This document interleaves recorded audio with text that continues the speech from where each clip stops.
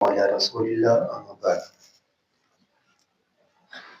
باب الاستجمار وطر، باب ہے ڈیلے استعمال کرنا وطر۔ وطر کا معنی طاق، 3 5 7 9 11۔ استنجا کرنے کے لیے پانی بھی استعمال کیا جا سکتا ہے اور ڈیلے، مٹی کے ڈیلے یا پتھر، جیسا کہ پیچھے روایات ہم پڑھ چکے۔ قال حدثنا عبد الله بن يوسف قال اخبرنا مالك عن ابي الزناد عن الاعرج عن ابي هريره، سیدنا ابو ہریرہ رضی اللہ عنہ سے روایت ہے ان رسول اللہ صلی اللہ علیہ وسلم قال، کہ رسول اللہ صلی اللہ علیہ وسلم نے فرمایا اذا توضأ احدکم، جب وضو کرے تو میں سے کوئی ایک، فلیجعل، تو وہ ڈالے، فی انفہ، اپنے ناک میں پانی، ثم لینثر، پھر وہ اس کو جھاڑے۔ اس پہ کل بھی بات ہوئی کہ چلو میں پانی لیں اور کچھ منہ میں ڈالیں کلی کرنے کے لیے، اور کچھ ناک کے قریب کر کے سانس کے ذریعے اوپر کو کھینچیں۔ یہ جو ناک کا اگلا حصہ اس کے اوپر، اس کو بانسا کہتے ہیں، ناک کا بانسا۔ تو اس میں پانی کو سانس کے ذریعے چڑھانا، اس کو استنشاق کہتے ہیں۔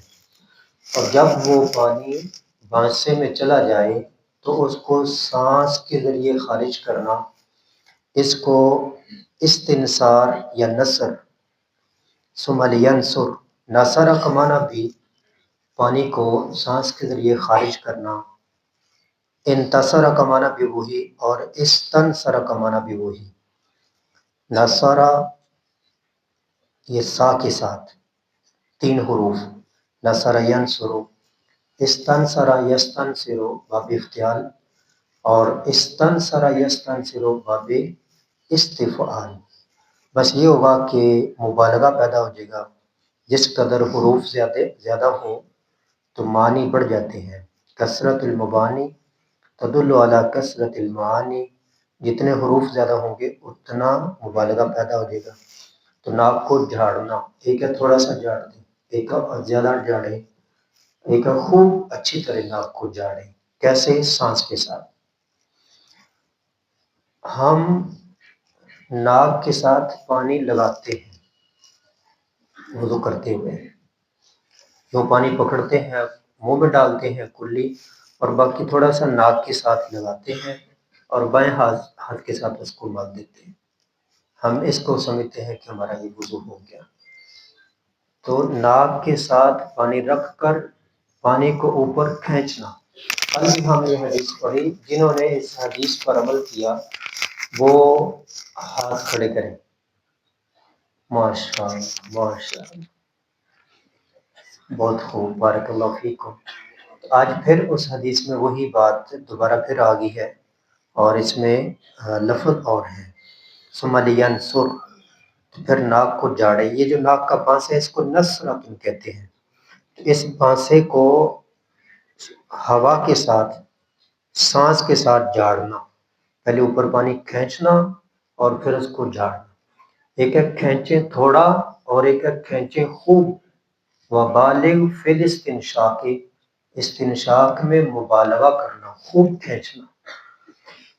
ہمیں جب زکام لگتا ہے تو سر سے مواد ناک کے اندر آتا ہے، سر سے مواد، تو یہ جب پانی اوپر کو چڑھائیں گے تو یہ بھی سر کی طرف جائے گا۔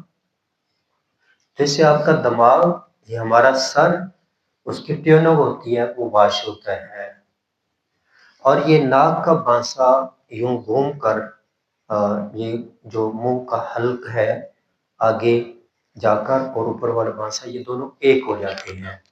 اسی وجہ سے کہا جب روزہ ہو تو پھر مبالغہ نہیں کرنا، کیونکہ جب پانی بہتا اوپر لے جائیں گے تو اس کا حلق میں جانے کا خطرہ ہوگا۔ اس سے معلوم ہوا کہ اگر روزہ نہ ہو تو اتنا مبالغہ کرو کہ پانی اندر جانے کا اندیشہ ہو، اور اس سے آپ کی صفائی ہوگی، ناک کی صفائی، دماغ کی صفائی، جیسا کہ کل میں نے واقعہ سنایا۔ ومن استجمر، جو استنجا کرتے ہوئے ڈھیلے استعمال کریں، فلیوتر تو وہ تاک استعمال کریں۔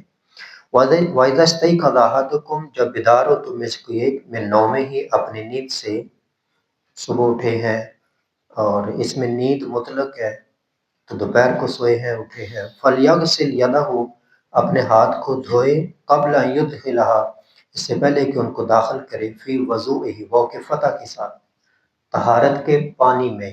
تو پہلے چونکہ وہ ٹب ہوتا تھا تو ایسے اندر ہاتھ ڈال کر پانی نکالنا ہوتا تھا، تو پہلے سائڈ پہ اس کو ٹیڑھا کر کے اپنے ہاتھ کو دھو لے، اب ٹوٹی ہوتی ہے۔ فَإِنَّ أَحَدَكُمْ کیونکہ تم میں سے کوئی ایک لا یدری نہیں جانتا، حین باتت یدہ کہاں رات گزاری ہے اس کے ہاتھ نے، اس کا ہاتھ رات کہاں کہاں لگتا رہا، تو ہاتھ کو پہلے دھو لو اور پھر جو ہے وہ باقی ہاتھ کو پانی میں ڈالو اور استعمال کرو۔ اللہ کریم سے دعا ہے کہ اللہ کریم ہمیں حدیث کو پڑھنے سمجھنے اور ان پر عمل کرنے کی توفیق عطا فرمائے۔ وما علیہ الا البلاغ۔